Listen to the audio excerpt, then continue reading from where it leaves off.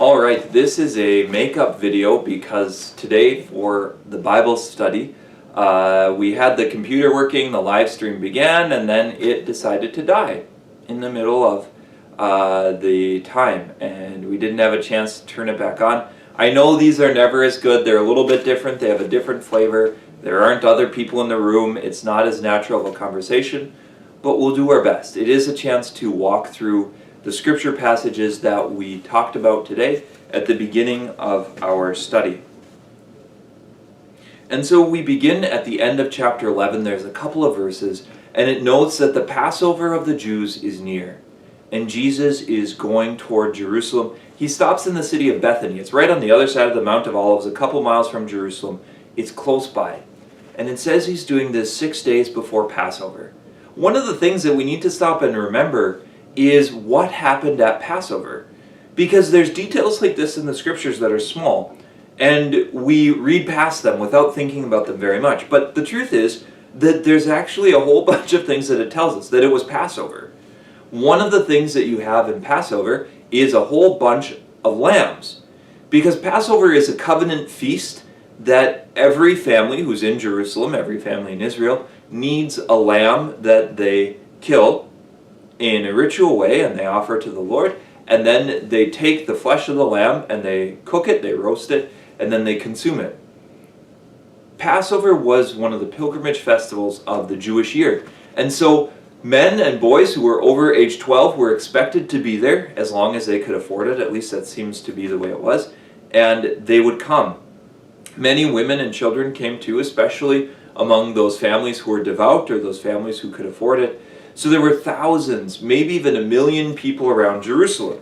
And if each family needs a lamb, if each family needs one of these, or you could share with a few other people, it meant that there were a lot of lambs that were needed. So there was a bunch of noise. There's a bunch of farm animals probably walking around. It's probably a bit dusty and dirty, because ancient cities were. It was crowded. There were people on the streets. Jerusalem, we think, was a city of about 50,000 people in the time of Jesus, for the most part. If it swelled to 1 million at this point, it would be like every nook and cranny of the city was occupied. Every blank space on your lawn or place in your courtyard would probably have someone sleeping on it, because so many people came.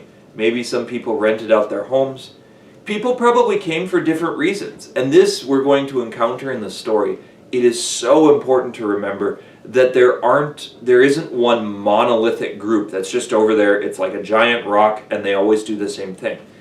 There were groups of people in Jerusalem. Some of them are coming for Passover because they're religious and they want to be there. They want to honor the Lord. They know that this is part of the covenant, so they come out of devotion. That group may be somewhat small, but we don't know. It could be relatively large. There were groups of Romans, because this was a time of unrest. Many of the revolutions that happened in Judea against the Romans and at other times in their history happened at times of festivals. So there were extra garrisons brought in. Soldiers would guard the Praetorium, which was over near the Temple Mount, so that they could keep an eye on things. There's tension in the air. Some people probably came for economic opportunities. We had the religious and the devoted. There's the Roman soldiers. There's the people that are coming for economy. They may be devoted too. They're not all bad. We have to be careful about demonizing them, because many of them were probably just trying to make a living. But when you have 1 million people show up somewhere, you definitely are going to have traders and people who come with goods to sell. Whether they're good-natured or bad-natured, whether they're just trying to make a living or they're taking advantage of people, there were likely lots of tradespeople around, people selling their wares.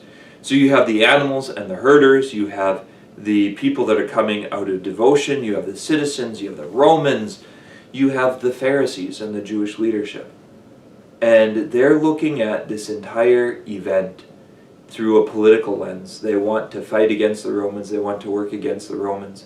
Many of them were supposed to be the religious leadership of the time.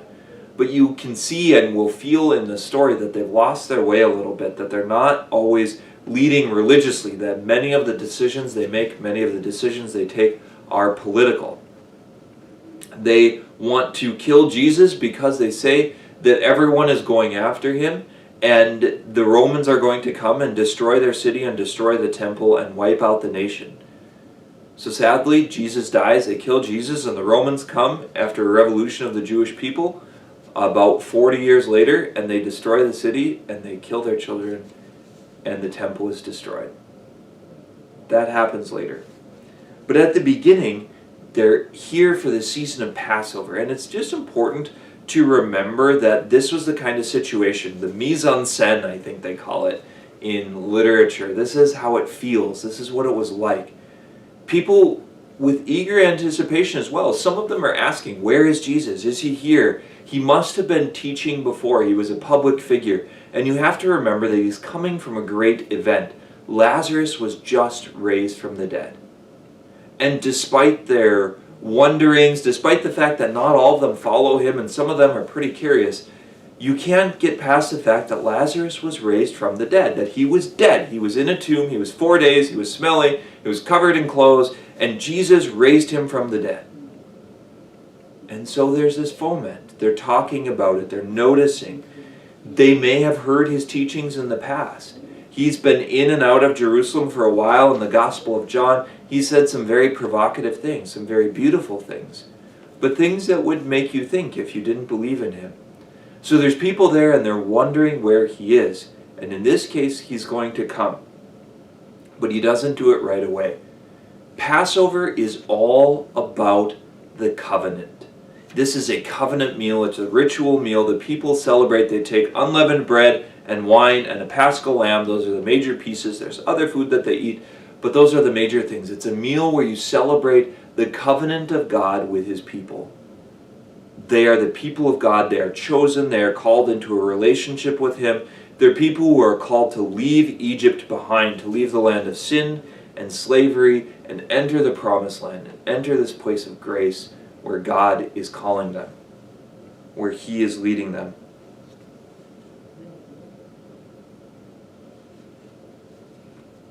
But before this happens, Jesus is further away. He is in the town of Bethany,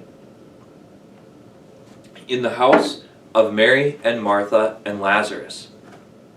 And this is something important. This is something that is mentioned. It's 6 days before. So 6 days before Passover, he's with Mary and Martha. And again, I think it's good to put the context back in this. If it's 6 days before and he dies on a Friday, then this is likely on a Saturday, and Saturday is the Sabbath. Maybe it's on a Friday night. It depends a little bit on how they counted days and what the gospel writer is trying to say. But it very well feels like a ritual meal and the Sabbath. Jesus has this kind of tender, quiet moment before he launches into his Passion Week with some people who are close to him. He's at the house of Martha and Mary and Lazarus. Now remember that it says Lazarus was there. Lazarus was raised from the dead. And it's kind of like, it's easy to think of him about as raised from the dead. Oh, okay, Lazarus is raised from the dead. We can believe that. But remember that he was still around. You know, Jesus raised him from the dead, and now he's eating a Sabbath meal with him, and like Lazarus is sitting across a table from Jesus. That's got to be different. Like, what do you say to the person that raised you from the dead? What do you ask? What do you talk about? What does Jesus think about? That is an important place for us to stop and to pray. It's a Sabbath meal. This is happening. Maybe it was a smaller meal, a gathering of friends. Jesus is there. And Lazarus is too, and his disciples. And Lazarus and Jesus have this encounter again. We talked a lot in our class about the dead who hear the voice of God and live. Now this man is sitting here around this meal knowing that he was dead and he lives because of this one. Because of the person sitting with him. That has to be a pretty special thing. Then later in the meal, or at some point, Mary, the sister of Lazarus, takes a jar of perfume. It's pure nard, I think it says. One of the tough things is that we don't know exactly what it is. there is this complicated field of study that tries to figure out all these different things and plants in the Bible and oils and anointments, precious gemstones, and it's really, really hard because we know that some of them, the names have changed over the years. We suspect that some plants they may have had back then we don't have now. Some things grew there and don't grow there now. It's very, very difficult to say. And we have some good guesses, that's true. But I don't think that we can say exactly what this jar of perfume was. We know that it was something quite expensive. There is an extravagance to this scene that is significant. The scriptures say 300 days' wages. 300 denarii, it's a Roman coin, it was a day's wage for a laborer. And I think we have to put this in a different context because it's too easy, oh yeah, 300 days' wages. Like, have you ever spent 80% of a year's salary on something in your life? Maybe if you bought a house, maybe if you bought an expensive car, right? But these kind of things we don't do in an ordinary basis. Mary takes one jar of perfume and breaks it and uses it to anoint the feet of Jesus. There's an extravagance to this. If you thought of someone who made, $80,000 a year, this is 10, 12, 5/6. So probably close to 80%, 85% of a year's salary. Maybe this jar costs $20,000 or $30,000 in the modern world. It's important to get a sense of the extravagance of the gift because there's more at work in this scene than at first appears. 6 days before, it's a Sabbath meal, it's quiet, it's tender, Jesus is with some friends, they're celebrating, they're praying, he has this encounter with Lazarus. It has to be a beautiful scene, and yet I wonder if it's bittersweet for him. Mary takes this bottle of perfume and breaks it. It's expensive. It costs a lot of money. And she wants to give it all to Jesus. She's given Jesus her best.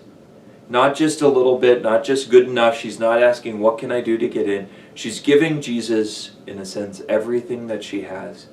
Martha is busy serving, and we don't know. My suspicion is that Martha, after her encounter with Jesus in the last chapter, she really had some great lines and some beautiful moments where Jesus said, I am the resurrection and the life, and she professed her belief, and she encountered the Lord. I believe that you are the one who is coming into the world. She knows Jesus. Maybe now in serving other people, she's also serving him. So she kind of takes a back seat in the story. This story isn't about her. This story is about Mary. And she takes this jar of perfumed oil. She anoints the feet of Jesus. And it talks about the fragrance of the oil filling the house where they are. Now, fragrance is something that should clue us in because it's kind of a weird detail. Like, okay, she anointed the feet of Jesus. And it specifically mentions the fragrance. Well, if you look back in the Old Testament, what you'll find is that fragrance is used for the offerings. Like the burnt offerings on the altar in the temple are a fragrant offering to the Lord, something that he smells. That's kind of the image that the Old Testament uses. The incense that's burned in the temple forms a cloud, an image of things from Mount Sinai, and God guiding the people with his presence. But it also mentions the fragrance of the incense, that this fills the temple. It's a pleasing aroma. So when it talks about the fragrance of this nard filling the room where they are, it has a liturgical sense. It has a sense of worship, that Mary is being extravagant in her worship. And it sets up this almost immediate contrast because into the midst of this comes Judas.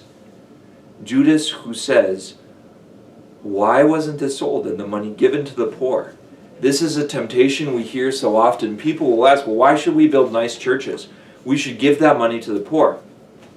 Part of it, I would say, is that people who build nice churches prove their generosity and usually are extremely generous to the poor. But there's something else here. Jesus rebukes Judas. He's looking at things in a worldly sense and saying, hey, there's all this money. It tells us in the background, too, that he's a thief, that he didn't want the money for the poor, that he wanted the money for himself, that he's caught up in his own sin. This is probably a moment of tension. The other disciples in the room and Jesus probably feel the tension. Maybe Mary and Martha and Lazarus do too. because it's this tender scene. Mary's anointing the feet of Jesus. Maybe it's a Sabbath meal. It's quiet. They're talking about the covenant. Maybe they're spending time in prayer.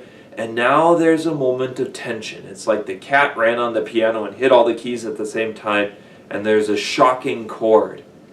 Something's wrong.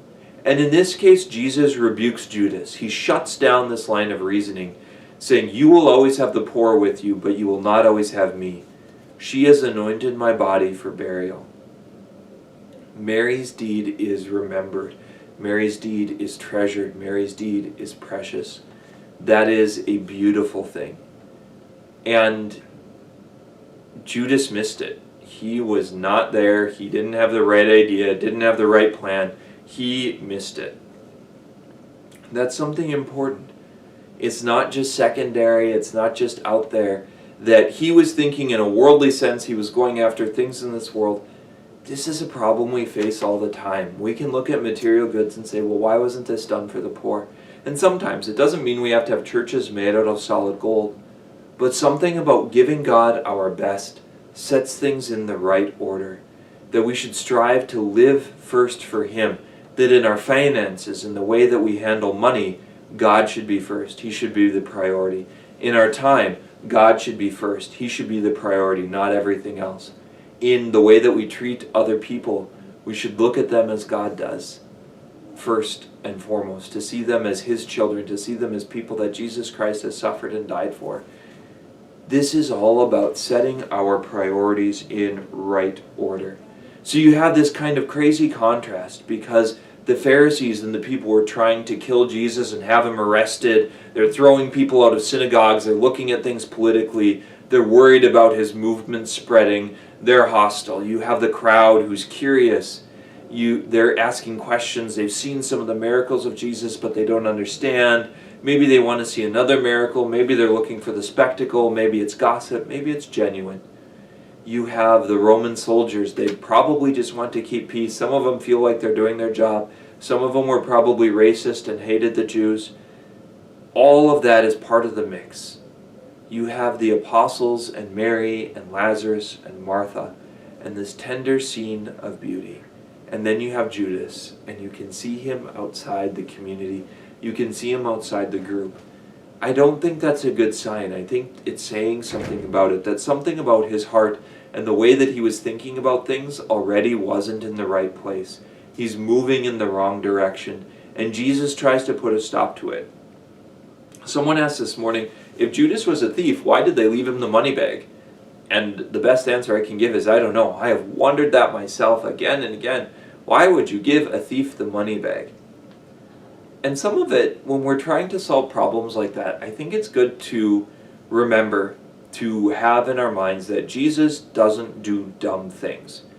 That He does things with a purpose. He does things for a reason. He's always working for the best and working for the salvation of those who love Him. We have to choose it.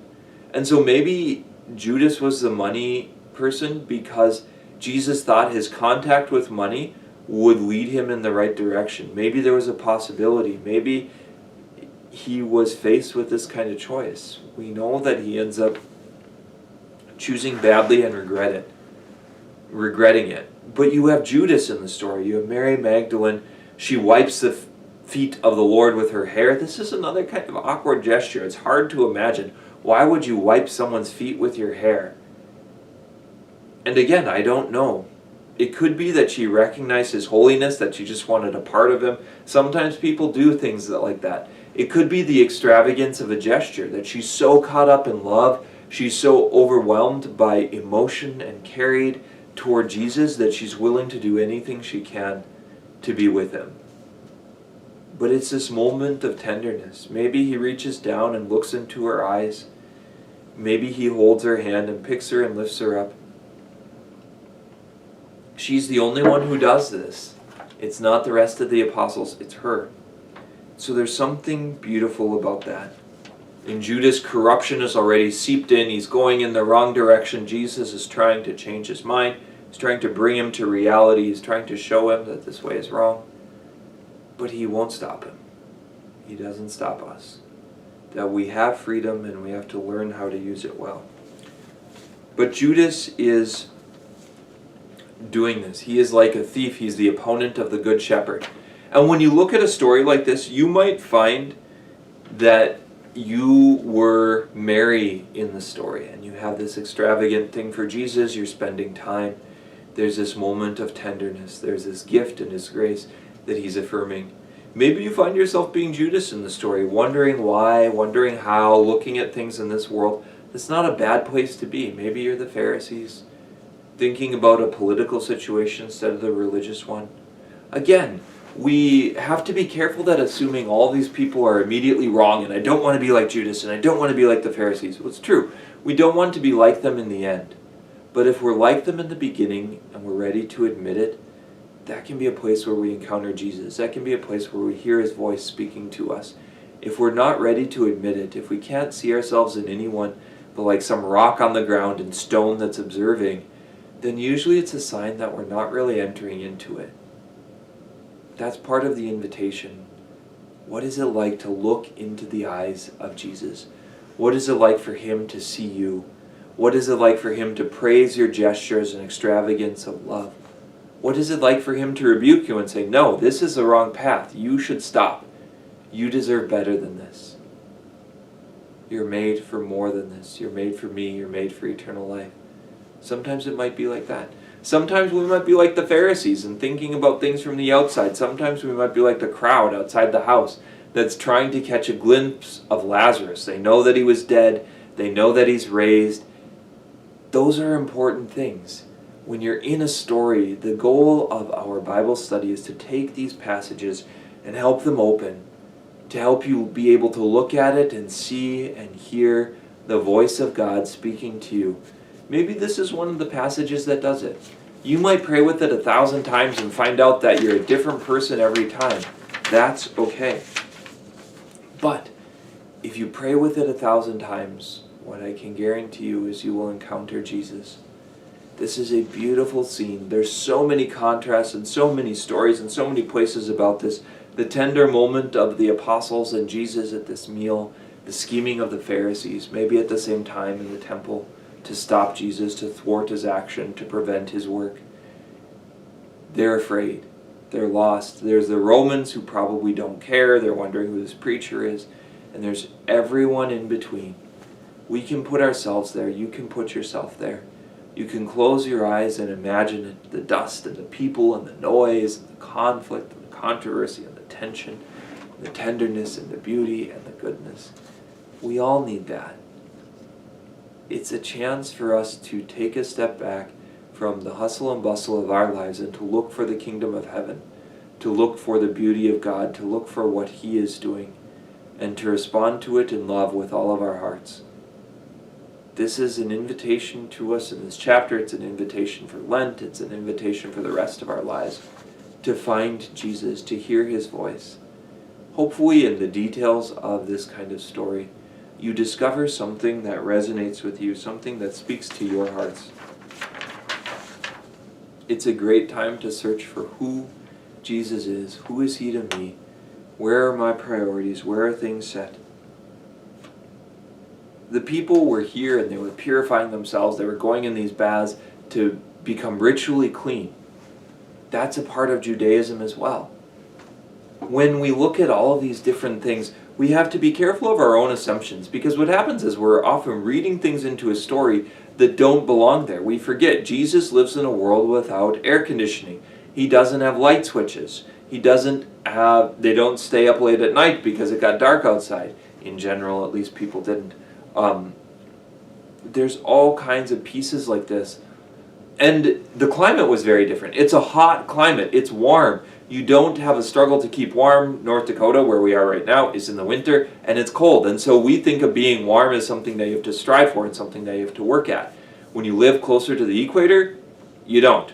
You work at being cold. You work at being cool. They were probably much more in line with that.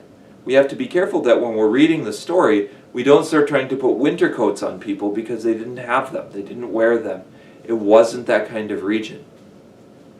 It was a much, much warmer region for most of the year. So it would be far more likely to have longer flowing robes, because when clothing is away from your skin, it's not as hot. and it helps protect you from the sun because the sun would be warm. It's not a cold culture. We have to be careful of that assumption. There's lots of other ones that we bring into it about reading and books and desires and the scientific mindset and on and on and on. And these are biases on our part. Not that all biases are wicked or intentional, but they're just biases. We should recognize that we are biased, that we have these predispositions to think about things in a certain way. Some of that is good, and some of that is really, really helpful to read things and to encounter things from a different perspective. Because otherwise, we could start thinking that the gospel is written to our world today, that they go together neatly, and they don't. The gospel was written to us as words of God and words of grace, but it's also contextual. It's written in a time and a history, and we have to remember that. We don't think of homes as having animals in them, and as nearly as we can tell, almost all of the homes in ancient Israel did, even those of the very wealthy. Homes weren't as large. They were different. They had a courtyard around a fire outside and some rooms around the sides, usually a gate in a wall that protected the courtyard that let people in and out. We don't have homes like that in North Dakota, certainly. So when we think of it in Lazarus and hosting people, remember that. Remember that it's different. It exposes part of who we are and the direction that we read the story from. And that can be good, but we don't want that to be the only direction we read the story from. Because it's one perspective among many others, and there's a greater truth.